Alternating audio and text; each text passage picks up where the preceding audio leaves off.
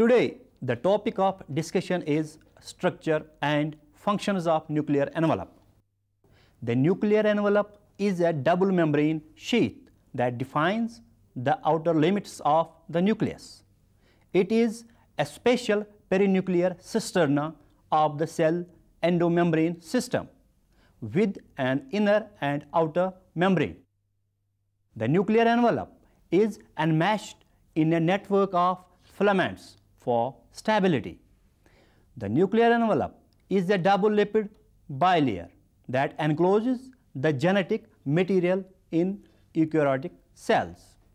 It is also known as the perinuclear envelope, nuclear membrane, nucleolemma, or karyotheca.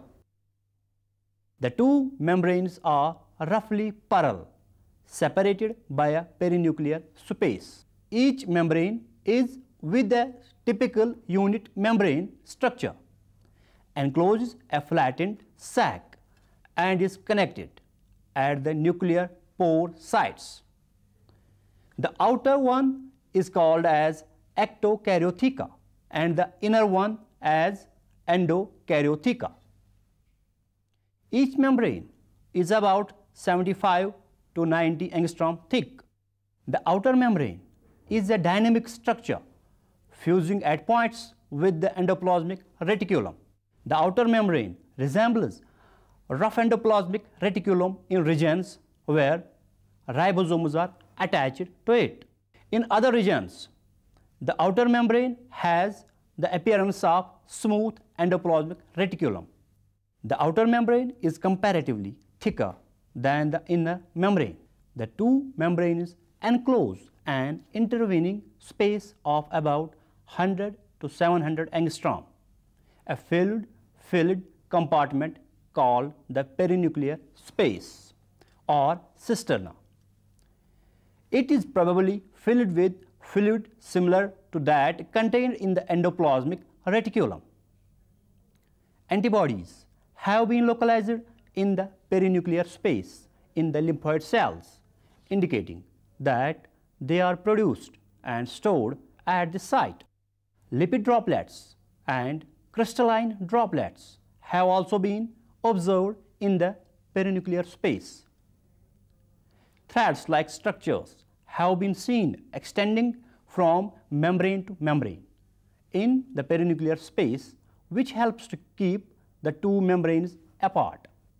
The inner surface of the envelope is attached to a layer of fibrous proteins, 50 to 80 nanometer thick, that is known as the nuclear lamina. Now, what is nuclear lamina? The inner nuclear membrane is connected to the nuclear lamina, a network of intermediate filament proteins, which is 10 to 80 nanometer thick. It lines the inside surface of the inner nuclear membrane, except in areas of nuclear pores, and consists of a square lattice of intermediate filaments. These intermediate filaments are of three types in mammals: laminase A having molecular weight 74 kD, laminase B having molecular weight 72 kD, and laminase C having molecular weight 62 kD. The lamines form dimers that have a rod-like domain and two globular heads at one end. Under appropriate conditions of pH and ionic strength, the dimers spontaneously associate into filaments that have a diameter and repeating structure similar to those of cytoplasmic filaments. The nuclear lamina is a very dynamic structure. In mammals, cells undergoing mitosis, the transient phosphorylation of several serine residues on the lamines causes the lamina to reversibly disassemble into tetramers of phosphorylated lamin A and lamin C and membrane-associated lamin B. As a result, lamin A and lamin C becomes entirely soluble during mitosis. At telophase, they become dephosphorylated again and polymerize around chromatin. Lamin B seems to remain associated with membrane vesicles during mitosis, and these vesicles in turn remain as a distinct subset of membrane components from which nuclear envelope is reassembled at telophase. Inside an interphase nucleus, chromatin binds strongly to the inner part of the nuclear lamina, which is believed to interfere with chromosome condensation. In fact, during meiotic chromosome condensation, the nuclear lamina completely disappear by the Tachetin stage of prophase and reappears later during diplotin in oocytes, but does not appear at all in spermatocytes. The laminas may play a crucial role in the assembly of interphase nuclei.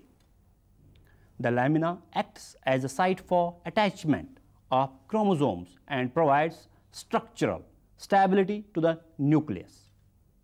Defects in the genes encoding for nuclear lamin have been associated with various genetic disorders termed laminopathies, such as Dreyfus muscular dystrophy, which is a muscular wasting disease, progeria, which is premature aging, and restrictive dermopathy, which is a disease associated with extremely tight skin and other severe neonatal abnormalities.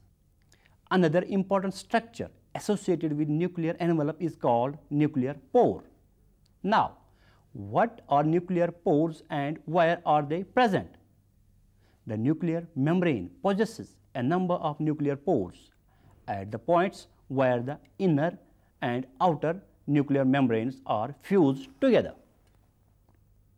Movement into and out of the nucleus occurs through these pores. However, the nuclear pores are not empty. Nuclear transport is controlled by nuclear pore complexes, consisting of about 1,000 nucleoproteins. Each pore complex is large enough to accommodate the passage of ribosomal subunits, large protein RNA complexes, which exit the nucleus after being assembled in the nucleolus. The nuclear pore was first observed by Callan and Tomlin in 1950 in amphibian oocytes. It occurs in all eukaryotic cells of both plants and animals. The pore is outlined by a circular fusion of inner and outer nuclear membranes, but it exists in association with the non-membrane structures that together form the pore complex. The nuclear pores are octagonal in shape with a diameter varying from 400 to 1000 angstrom. The pores are separated from each other by a space of 1500 angstrom. The number of pores per unit area of the nuclear envelope varies with cell type and with the physiological state of the cell.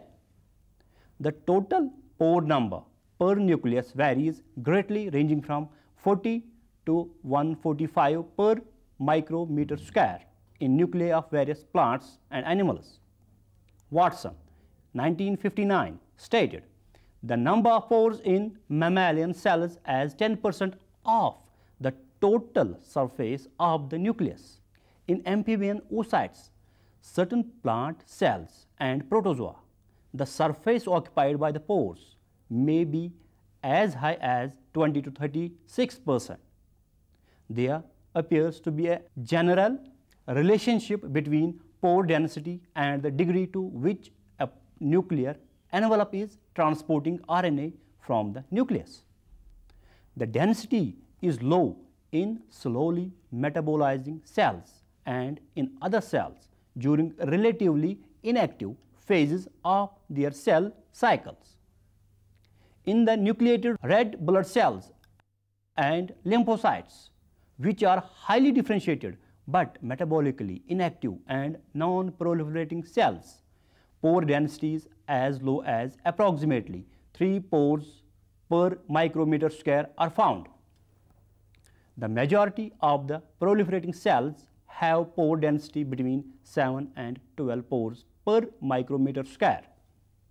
Highly active but differentiated cells like liver, kidney, brain cells have pore densities between 15 and 20 pores per micrometer square. In the specialized cells like salivary gland and oocytes from Xenopus laevis, higher pore density of approximately 40 pores per micrometer square and approximately 50 pores per micrometer square, respectively, are found. The number of pores in the nuclear envelope or pore density seems to correlate with the transcriptional activity of the cell. The distribution of pores over the surface of the nuclear envelope is generally not random in somatic cell types. Pore arrangements in other cell types range from rows, clusters to hexagonal packing orders. In any event, whether the pores are random or non-random, they are probably not free to move laterally in the plane of the nuclear envelope because of the surface interactions of the envelope with fibrils on both inner and outer sides. The nuclear pores are enclosed by circular annuli. At the annulus, the inner and outer membranes of the nuclear envelope fuse. The pores and annuli collectively form the pore complex. The annulus is an electron-dense material that rims the pores and projects from both the nucleoplasmic and cytoplasmic surfaces of the nuclear envelope as a diffuse around particulate cylinder. The annulus appears as a ring of subunits. In new oocytes, 8 subunits are clearly seen to rim the pore, each with a diameter of about 17 nanometer cube. In addition to subunits, the annulus has a matrix that varies in consistency from amorphous to fibrillar. This material is digested by trypsin and remains unaffected when exposed to ribonuclease and deoxyribonuclease. It means that annular material is protein in nature. It has been suggested that the annulus may serve as a spinster, alternatively decreasing and increasing the size of the pore with varying conditions. Annulus is supposed to be a hollow cylinder fitting into the nuclear pore.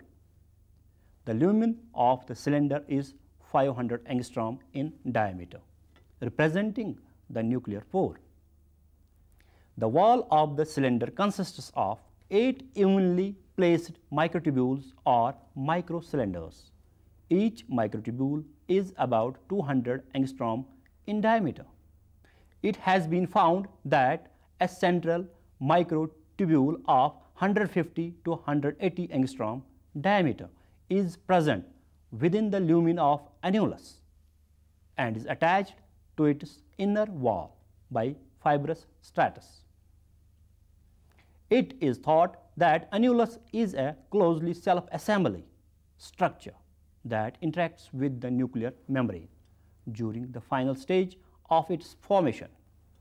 Now, the question arises, how this nuclear envelope is formed? The nuclear envelope is the nuclear boundary of the interphase and prophase nuclei. It breaks down at the end of prophase and is reformed at the end of the nuclear division. Thus, it disassembles at the onset of mitosis and reassembled at the end of mitosis.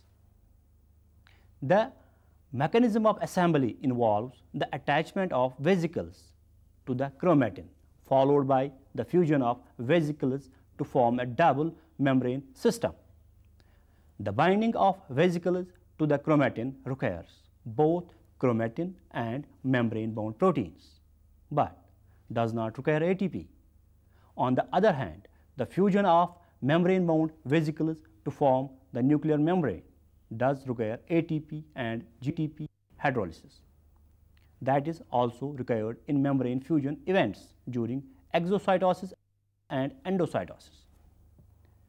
The vesicles used for assembly of nuclear envelope form a subset of endoplasmic reticulum derived vesicles and are distinct from the majority of other endoplasmic reticulum derived vesicles. Lamin depolymerization and polymerization during disassembly and reassembly of the nuclear envelope also involves reversible phosphorylation. Now, what is the chemical composition of nuclear envelope? Nuclear envelope is composed of proteins, lipids, enzymes, RNA, DNA, and carbohydrates. The predominant constituent of the envelope is protein, making up 65 to 75% of the material. About 20 different proteins have been distinguished from nuclear envelope by gel electrophoresis. They range in molecular weight from 16 to 160 kD. Many of the proteins appear to be the same as those of microsomes, but there are some proteins which are unique to the nuclear envelope. The lipids making up 17 to 35% of the nuclear envelope and are present in relative concentrations quite similar to that seen in the endoplasmic reticulum. However, some differences have been observed, indicating that the nuclear envelope is more than one mere continuation of the endoplasmic reticulum around the chromosomes. The nuclear envelope contains lower concentrations of unsaturated fatty acids in lecithin and phosphatidyl ethanol amine, but higher levels of cholesterol and triglycerides as compared to microsomes. These compositional characteristics suggest that the nuclear envelope may be more stable than the membranes of the endoplasmic reticulum. The nuclear envelope contains a variety of enzyme activities that bear similarities to those observed in the endoplasmic reticulum. Glucose 6-phosphatase, an enzyme characteristic of the endoplasmic reticulum, is often found in preparations of nuclear envelope. The enzyme has been associated with both the inner and the outer membranes. The envelope also possesses a number of enzymes with electron transport activities similar to those of microsomes. For example, NADH cytochrome C reductase, NADH cytochrome B5 reductase, and NADPH cytochrome C reductase, cytochrome P450, which is characteristic of endoplasmic reticulum and acts as an electron acceptor from NADPH cytochrome C reductase, is also present in nuclear envelope membranes, but in lower concentrations as compared to endoplasmic reticulum. The presence of DNA and RNA is probably due to contamination of nuclear membrane by closely associated chromatin material. Origin of nuclear envelope. There are a number of evidences which support the view that nuclear envelope is actually specialized cytoplasmic structure originating from the endoplasmic membrane system. It has been reported that nuclear membrane breaks into a number of fragments which merge with endoplasmic reticulum elements during the later stage of prophase of mitosis and meiosis. It is reformed during telophase from the cisternae of endoplasmic reticulum. Both the nuclear envelope and endoplasmic reticulum are lipoproteinaceous and trilaminar. Outer surface of ectokaryotheca of nuclear envelope is studded with the ribosomes like rough endoplasmic reticulum and is continuous with rough endoplasmic reticulum at certain points. Now, what are the functions of nuclear envelope?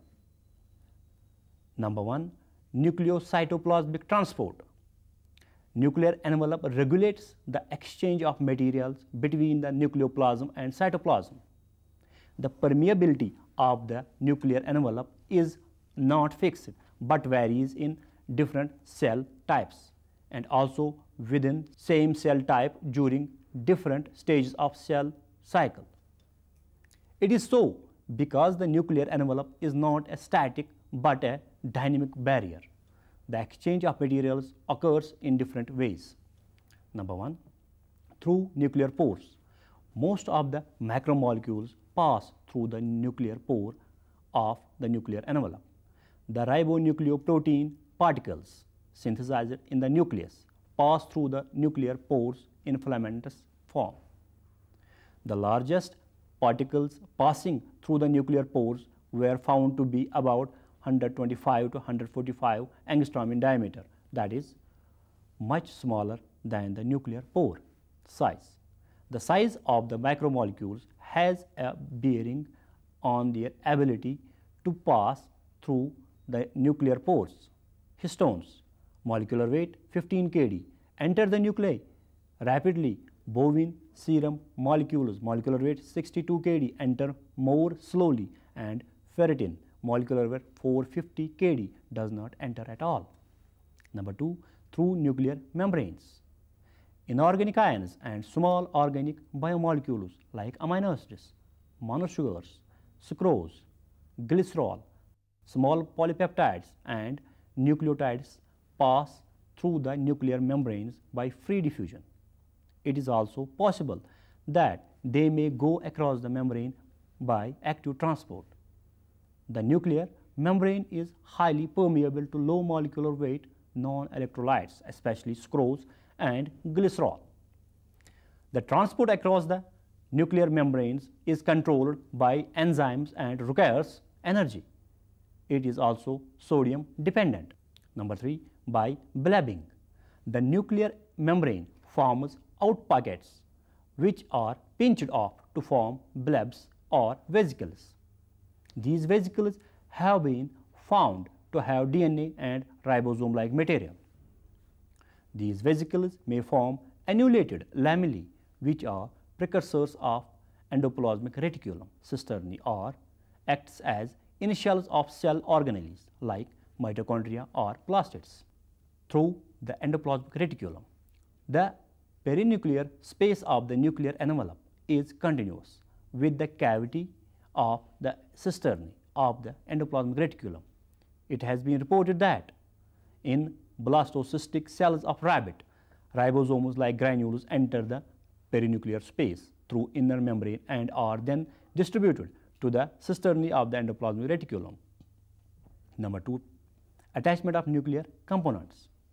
The chromosomes may show both centromeric and telomeric attachment to the nuclear envelope. The giant chromosomes of dipteran salivary glands terminate at both ends on the nuclear envelope. The attachment of chromosomes may assist condensation and separation during cell division.